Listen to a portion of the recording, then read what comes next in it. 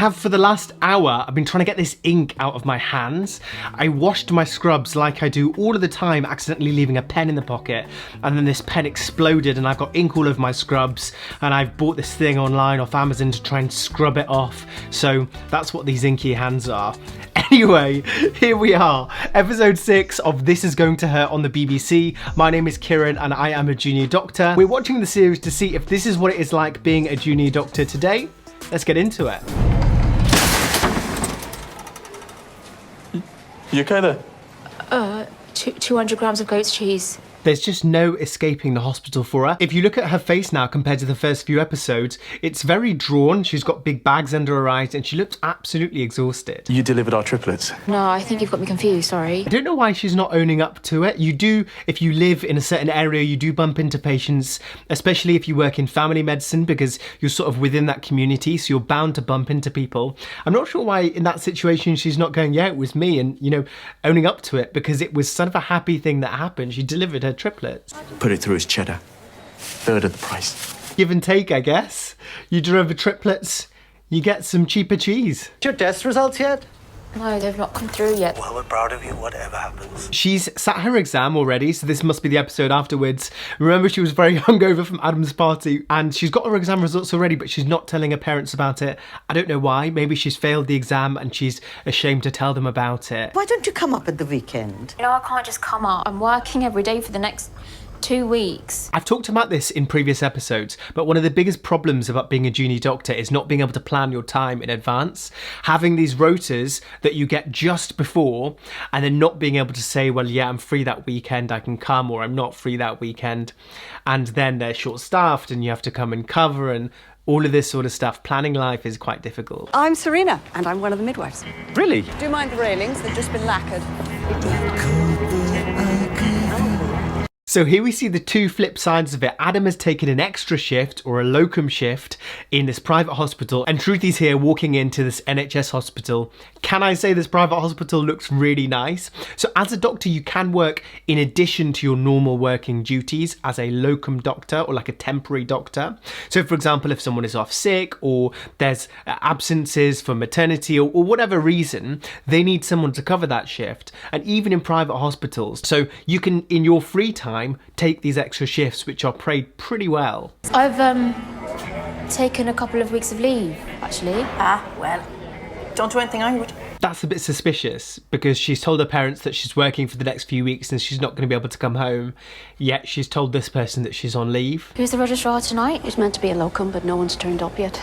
So at night time, you tend to have an SHO doctor, so the level that Shruti is, and a registrar doctor as well. In some specialties, that registrar will actually be at home. The registrar was a locum doctor, so a temporary doctor like we were talking about before, but they've not turned up, and that can happen. And what they're going to do is basically they're going to try and scramble to try and find another doctor, but if they can't, it will literally just be her. She can call the consultant and ask the consultant to come in, and they really should be acting down and being the registrar in that situation. There's not really any other choice. I remember when I was an SHO doctor in medicine, one night the registrar was sick and the consultant who was at home had to come in and do that job. And bear in mind, he's not done a lot of these things in a while, a lot of the practical things, because it tends to be what the junior doctors do. He was calling a lot saying, how practically do we do this and do that? Because they're used to doing a lot of the sort of overall decisions and not necessarily the legwork. Got into the agency and I'll get cracking. Is there anyone you're particularly worried about? I'm worried about all of them. That's so unhelpful, especially when there's loads of jobs to do. You really need someone to say, I'm worried about this person, can you see this person first? One of next month's SHOs is on orientation tonight. If you wouldn't mind showing them the ropes. How the tables turn. At the start of this whole season, she was the most junior doctor, Adam was supervising her, and he wasn't very helpful. Now she is a more senior doctor to this newer doctor that's going to be working in her position soon. You one of the midwives, love? I'm your boss, love. That happens a lot to female doctors. So this is the main floor. We've got 4 rooms and 10 midwives. this. Oh my God. Look at this place. Look at this hospital. Who wouldn't want to be here or work here? It looks like a palace. It looks so nice. And also she said they have 4 rooms and 10 midwives. That's more than 2 midwives per room compared to the NHS hospital where they're struggling to get staff in at the moment. The beds are Californian with a breathable 12-zone mattress, balcony, dressing area, office suite and waterfall shower. Wow, look at these rooms. This is what you must get in a private hospital. Now, I know private hospitals in the UK and I've been in some, but I've never seen one that's looked like this before. I didn't even know that private hospitals existed in obstetrics. I imagine you pay a huge premium to stay here. So we've got the public system, which is the NHS, which is free at the point of care, which people pay for with their taxes. And then you've got the private sector, which people can choose and opt to pay for. This may be through insurance or maybe they're just paying outright for it. Yeah, I'm really sorry about this. I was wondering if you might be able to come in. I'll be over in a flash if it all goes to balls, but I'm sure you'll cope. So this is the consultant at home, the consultant who really, if they can't find a registrar, should be coming into the hospital to help support her, who is saying, I'm sure you've got this. You can do it yourself. This is the kind of thing that doesn't fly nowadays. Doctors are much more well protected than this. What's that instrument called? It's called the shut up for a minute and let me operate. How cool is it that she's doing operations by herself now? I wouldn't be able to do that as an SHO doctor. And also it wouldn't be really allowed as an SHO doctor now, unless you were, I guess, very, very experienced. Still, I don't think it would happen. She's not being very nice to this doctor in training either. And equally, it's like the first episode when Adam wasn't very nice to her. You get pushed and groomed and stressed by the system so much that you turn into basically what Adam was in that first episode. Yeah, I'm fine, as long as I don't look at it too much. Well, don't look at it too much. Suction, please. Oh, so he's fainted in theatre. This happens a lot. And the reason it happens is because it's really hot in an operating theatre. It's late at night, he maybe hasn't eaten, the lights are beaming down on him, he's got a mask on, he's got this big gown on, he's looking at this blood, there's so much going on, and he's had what we call a vasovagal, or like a simple faint. Not ideal that he's gone straight into the sterile field, so that whole area that you're operating on is basically bug-free, it's sterile, you don't touch any of it unless you got sterile things on, but now his face is inside an abdomen.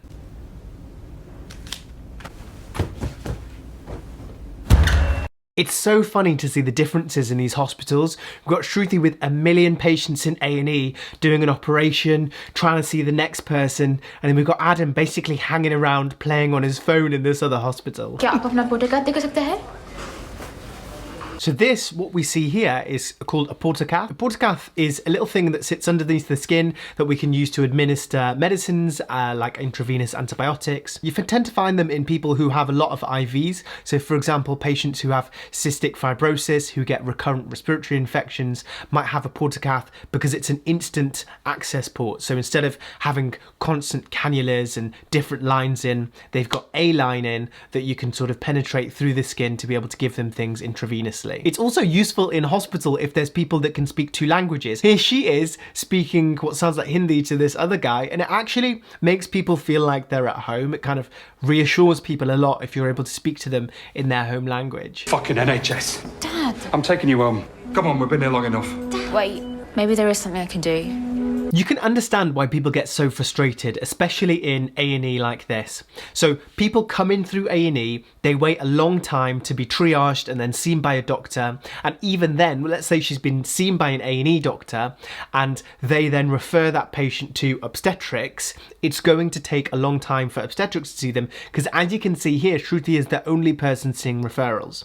So if she has to go do an operation, that delays things. If she has to go see someone that's really sick, that delays things. So another patient that seems relatively stable is getting pushed down and down and down the list, and it takes absolutely ages to see them. You can then understand why someone who's coming in is getting so frustrated by this, because to them, they've just come into A&E and they've been waiting hours and hours to be seen, but they don't necessarily see what's happening behind the scenes. Yeah, I just didn't expect to pay 15 grand to have the work experience deliver me, Nigel. So £15,000 is what it costs to deliver a baby in this hospital. And I think she was hoping for and was expecting the consultant to do it, but instead she's got Adam. Yeah, she's nice enough when you get to know her. Just get on with it. Smile like the Cheshire Cat on nitrous oxide. It shows what face you need to put on when you're in the private hospital. As part of it is the experience you're giving people. So they sort of return and they recommend that hospital to people because people are paying for it privately and they expect a lot, and people can be maybe a little bit more demanding if you're in these settings. You can see a lot of blood in your abdomen. That means that your pregnancy is ectopic and it's ruptured. Ectopic pregnancy is one of the emergencies in obstetrics, so that's one of the main things you don't want to miss. This is where there's a pregnancy outside of the uterus, so not in the normal place where a fertilized egg should be and a baby has space to grow. So if it's in the tubes or if it's in somewhere else, basically. So what can happen is if that gets fertilized in the tube and it starts growing, there's a risk that it could rupture, and that can cause a serious infection. That can cause shock, that can cause sepsis, and that can ultimately lead to death. Jesus Christ, that's like a litre of the stuff. Do you want this? No, not nasal prongs, I need a high-flow oxygen mask. And an adult-sized cannula. So you can see here, they're not used to these emergencies. So they're not sure about the kit that they need to use. They're not sure about what oxygen they need to give or how they can help, because it's a private hospital that doesn't deal with the normal stuff. Get some carboprost and some misoprostol ready for me. I'm not sure if we have any of them. Of course you do, you must do. So they don't look very well equipped for an emergency like this. And actually, looking at this situation, she's probably better off being in the NHS hospital at this point that has other specialties. I guess that's the point here. They've got anaesthetics, they've got more theatres, they've got other staff that can help in these situations, and the right medications that they don't seem to have here. I'm not sure this is a great representation of a private hospital. I know I've seen private hospitals that are really well equipped and that have all of this stuff and really capable staff. But in this situation and this one, it doesn't look like they're well equipped. Inform haematology, a couple of anaesthetists, and let interventional radiology know that we might need them. Our anaesthetist is on his way, but there aren't any of those other ones here. So you can see there, he wants to involve other doctors, other members of the team, which they don't have at this private hospital. If they were an NHS hospital, you would have immediate access to these people. You can fast bleep them on the bleeping system and everyone will come running to help. I need 6 units of O negative before the cross-match blood is available. We only keep 2 units here. When someone has lost blood, you need to replace that with blood. What we normally do is we take a sample of blood and we match all of the antibodies in that blood to make sure there's not going to be any reaction to that. That process takes some time, and if you need blood urgently, you can give what they call O negative blood. O negative blood is the blood that anyone should be able to receive. He's asking for 6 units, so he's activating something called a major hemorrhage protocol. Fucking doors. Stood there banging for 5 minutes before a cleaner found me. Just in time, the consultant has come in and is about to scrub in and help in this operation. You stay here and do this. I'm gonna go sort that out. Will do, boss. She has really stepped up. She's giving orders now. She seems really proficient in what she's doing. What a boss. Can I give her some misoprostol? Put a little carboprost first. Carboprost? Look at this, she's giving the orders now. Adam is like second in command while she is leading this whole situation. Yet another transfer from St. Hopeless. One day they're going to kill someone, you know. It's a shame we don't see any of the cash those poor patients spent. So it sounds like this isn't the first time this has happened, and they get patients coming in with emergencies from that hospital all of the time. Clearly a sign that they need to be doing something better. You still pissed off with me? No, I'm just tired. Really, I'm sorry. She's like a completely different person now. She's very withdrawn. She is, you know, very clinical, and she's been doing things really well, but she's not been showing very much emotion, and she looks really tired. We need to celebrate. What are you doing tomorrow night? I'm off after nights. Enjoy your break, and see you soon for the next instalment. I'm sorry. I really did try. I don't think that's a good sign, and actually it's the first time in this series, I think, that she has looked into the camera and talked at the camera. What's going on? What's happened? I don't know what she was thinking. What?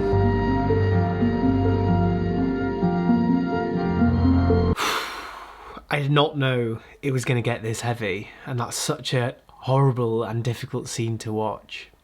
Is that Shruti's just had so much going on in that she's got so much stress at work. She's had her exams, which it sounds like she passed, but everything getting on top of her, even though in this episode some good things happened, like she had someone saying thank you for the triplet, she saved a few people's lives, it still is a drop in the ocean and just not enough to you know, build her up. And you could see that she was getting withdrawn, that she was looking very tired, that she was making these lies, but no one was able to recognize it or stop it. And she felt like the only way out was to take her own life.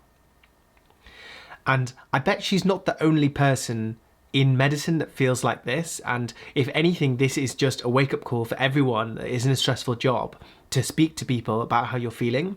Because if you're getting to this point, that it's a sign that you need help, and there are people that can help you. I work in psychiatry and I see patients all of the time that feel like the only way out is to take their lives. And this is kind of a message just to say it's not. There is always another way. There's things that we can do to help. There's therapies that can help. There's medications that can help. There's people that can help. So if you are ever feeling like this, you need to get help. That was easily the most difficult episode to watch so far. If you are affected by this, I'm going to leave links in the video description where you can look at, you know, places you might be able to get help. And I'll see you in the next video.